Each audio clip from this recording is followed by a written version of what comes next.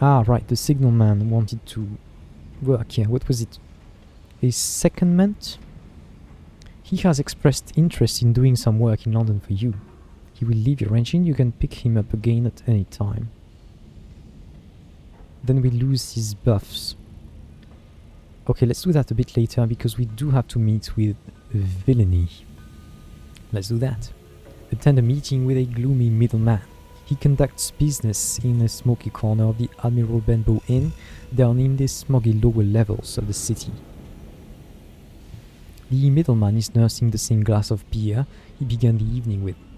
Ah, principal. To claim it is a good evening would be duplicitous, but it is at least an evening, and here you are in it. He waits until you sit. I like the way he speaks. That's a funny guy. What would be the correct term here? Cynicism, I guess? My employer can open a profitable door for you. There are goods that Her Majesty's government do not want to see bought or sold. Prohibition begets scarcity. Scarcity begets profit. One example of this contraband is red honey gathered by the Midnight Rose at Titania. First time I hear of it. Unfortunately, supplies have dried up. Prove your value, find out why, and fix the problem. Okay.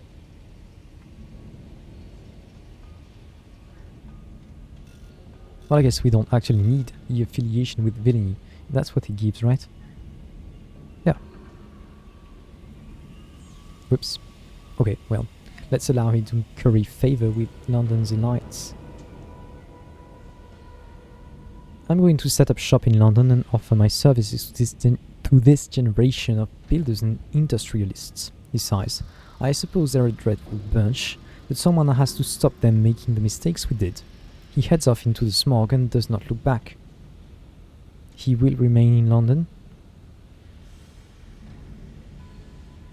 Direct the signalman to curry favour with the ministry. Or with London's industrialists. Garner ministry gratitude.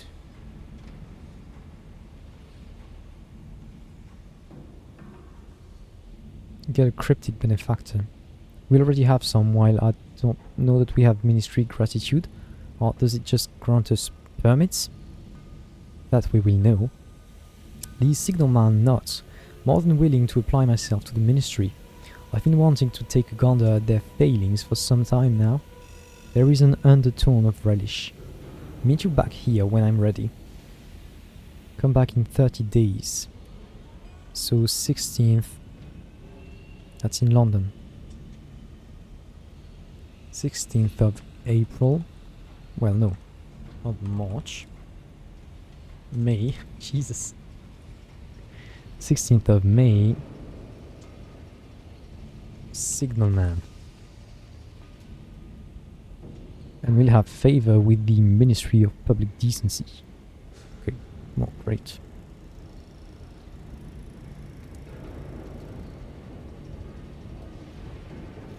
Keep exploring.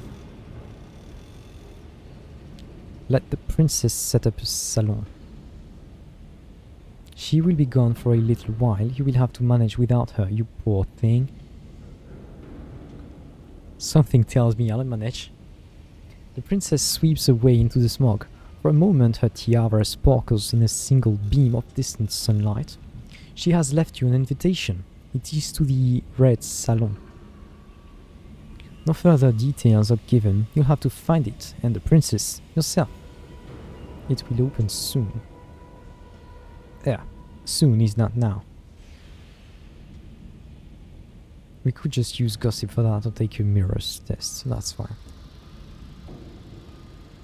And the navigator. The navigator waits for you. I've been away some time. Your vouching for me would make a good impression. I want to make her proud. Her. Before that, let's equip him again. Well, equip. Have him work for us again. The house is small, but is in an expensive location. It is well kept, the windows are clean, the steps freshly swept. Asphodel is flourishing in an urn by the steps. It still feels like home. The navigator gazes at the front door. It feels strange to know I'm just visiting. Ring the doorbell. He stands beside us. He fidgets with a loose thread on his sleeve. The grieving matriarch herself opens the door. She sees the navigator and yelps. She laughs. It disintegrates into tears. The navigator enfolds the woman in a hug. The matriarch glares up at the navigator fondly. I've been so worried. The moment I knew you'd signed up. It's so dangerous out there. What if something had happened to you too? She hustles the pair of you into the drawing room. My husband's at work. He'll be disappointed to have missed you. The grieving matriarch is determined, right? He's determined you'll join her for tea. She even refuses to let the servants assist. She's rushing towards the kitchen when the navigator intervenes. We can't stay long. I mustn't impose on the captain. I promise I'll come back soon. He draws the matriarch close and lowers his voice. I came to ask, may I borrow the key? I haven't been able to pay my respects. The grieving matriarch looks mortified. Well, that's where a normal person would give them some privacy. We won't. For the old lady to react so strongly. This must be interesting. The woman takes an iron key from a side table. Please keep it. I'm not going in again. Will the captain take you to the Empyrean? The Empyrean. She searches the navigator's face. You look tired. Are you working too hard? I'm fine.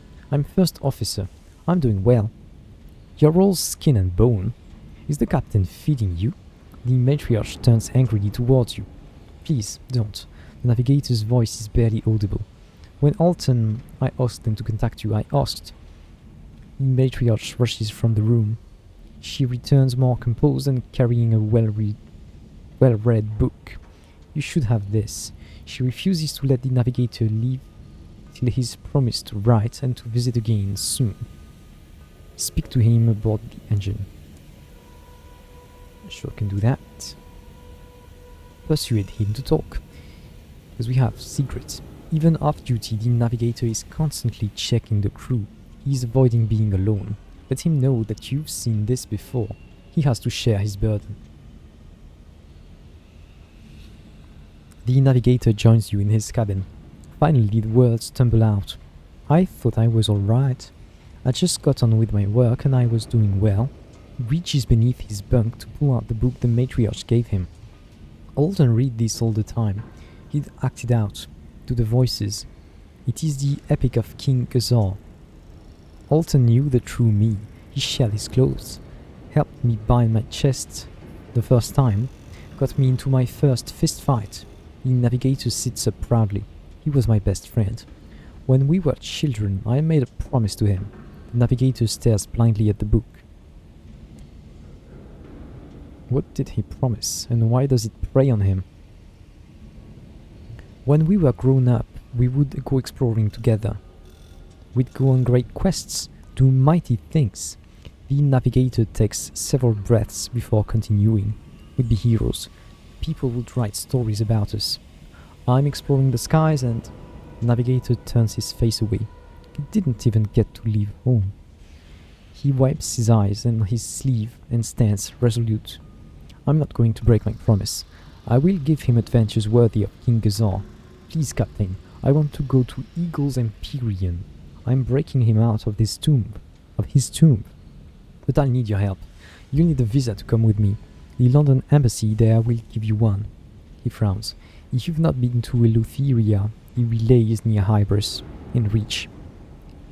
Yeah, we've seen it. Eagle's Empyrean.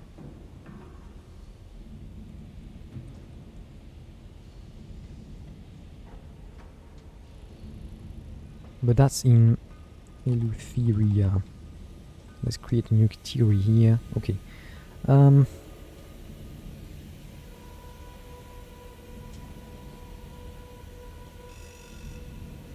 So we need first a visa. the London Embassy there. We'll give you one. Okay. So get there and find the London Embassy. There was one last option. Right, that shop about the fabulous cider. You find the establishment between the roofs of two collapsed houses. Under their steepled walls it bulges like a tumor. You enter, the floorboards sigh in warning under your feet. The tilling ripples underfoot like the back of an animal. Inside there are aisles as thin as capillaries, and shelves coiled in thick black fabric. There is no one here. A dusty bronze bell rests atop the equally dusty counter. Call for service, you ring the bell. The sound is sharp and silver in the murk. For a time there is nothing, no indication of life in the store until... What are you? Why have you come? If you're a customer, I have nothing right now, nothing I want to sell, comes a voice from the clutter. A body soon follows the voice, peeling from the gloom. It elongates, stretching upwards, spreading into a flare of burgundy fabric. Under its hood, an unmistakably chiropteran visage, its eyes dark and curious. It is one of the masters of the bazaar, though pronounced adversaries of the Empire. One of them still stands here before you, imperious, impossible, and maybe slightly afraid. The red-clad master glares at you from behind its counter. Ask about the Hesperidian cider. You repeat the overall sommelier's comments with gusto. Gone. What he wants is gone. No, not gone, but almost gone. Little more than a sweet swallow, and that isn't enough to do anything. Apologies. Movement in the chthonic murk, filled with carnivore purpose. You smell animal musk and hoar frost on rose petals, and fruit both stringent and sweet. Gone. But I could make more. I was Mr. Apples once, and as I was once other things, other names, other people. Reminds me of the amenable host. You smell of oil and metal and the stars. You could take me where I need to go. You can almost touch it. Do this for me and I will trade you something very rare, very fine indeed. A pose. My company. He's the best character after Dilly.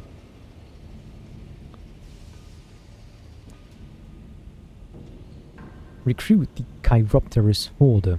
For one reason or another, you do not say no. Because he's so cool. Yeah.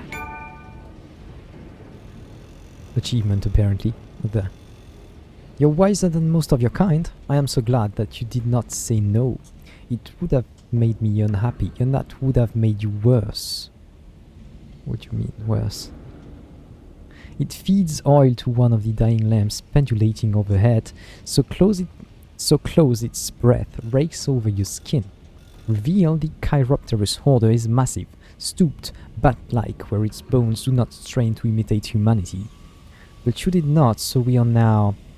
It searches for the word. A friends. And not hungry things circling in the dark, watching to see who will lay down their guard first. He's gonna be my best friend. The Chiropterus Hoarder colonizes your pantry, half the cargo bay and one of the cupboards in the galley. It fills these spaces with velvet-wrapped boxes of varying sizes, opaque mason jars which sometimes ring with tapping from within, glass displays populated by half-dead and unblinking things. Periodically, the Chiropterus Hoarder can be found in the cabin it has been assigned, hunched over a new item, a new acquisition. It is your right as captain to at least have some knowledge of what you're transporting. The Chiropterus Hoarder's glowers, its expression glacial. When it becomes clear that it cannot intimidate you into leaving, your quartermaster sighs and relents. A jellyfish still alive, it whispers, voice sewed down to a growl. As it speaks, the Hoarder trails a claw along each item. A dream of freedom pipes into glass. Verdant spores that will never die. Everything immortal or that aspires to be immortal. I am making an inventory of them.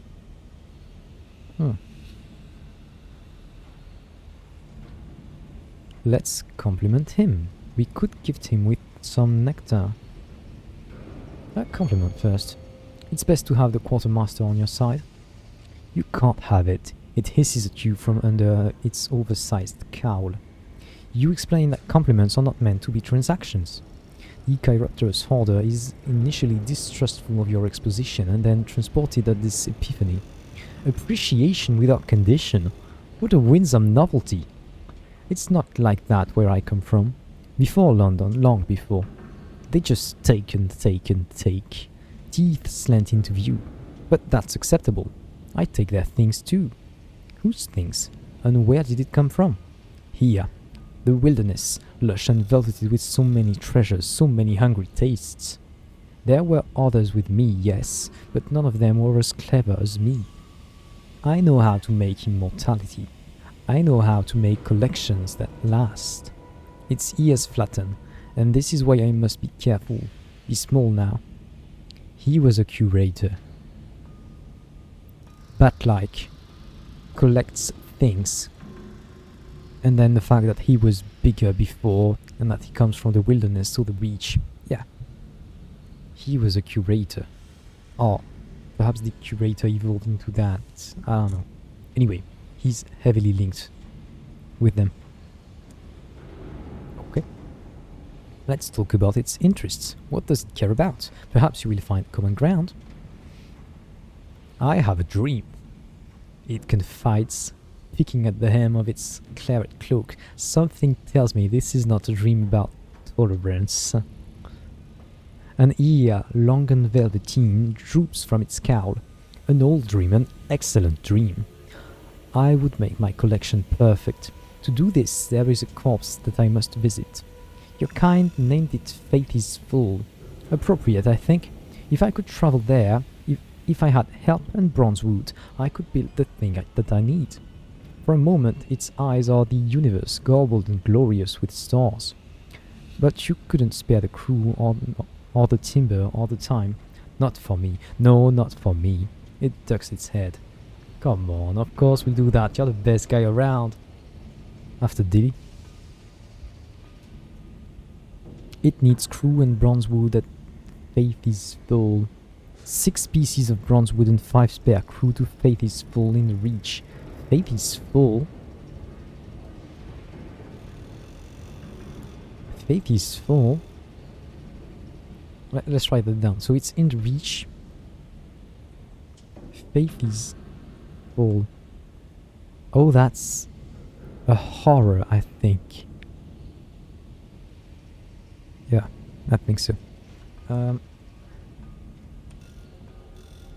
6 bronze wood, 5 crew, and it's for the hoarder.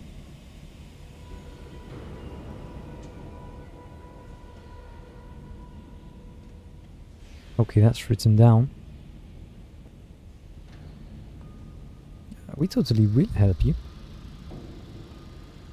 Check on him. A courtesy call, certainly not a surreptitious check to see if anything has been stolen from his collection. The Chiropterus hoarder stands in a drift of gleaming curios, brass and glass and bronze polished to incandescence. Incandescence, I guess. It is stacking something, many somethings in fact, but there is no time to accurately identify them. Noticing your appearance, the Chiropterus hoarder launches itself towards you, a waking nightmare of membrane red cloth. Out, out, you cannot look. This is mine, mine. Out. Come on. Ask about the other masters. Indeed, what happened to the other masters of old London? Is he a master? Where does the name master come from? I'm not sure. Her Majesty came to regret her arrangement with us. She reneged. Reneged?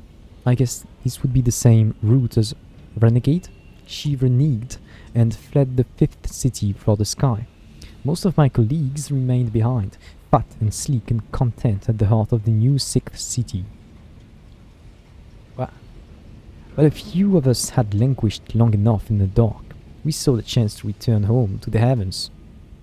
So in secret, few of us followed you to the sky. Most of us did so quietly. One of us made too much noise, and Her Renewed Majesty overheard. It has a job now. The harder sniffs. Tragic. Indeed. Hoskivit knows Mr. Menagerie. Perhaps the curators are acquainted with each other. Silence. The kind not unlike a man trying to recall a favorite meal overtakes the character's holder for an interval.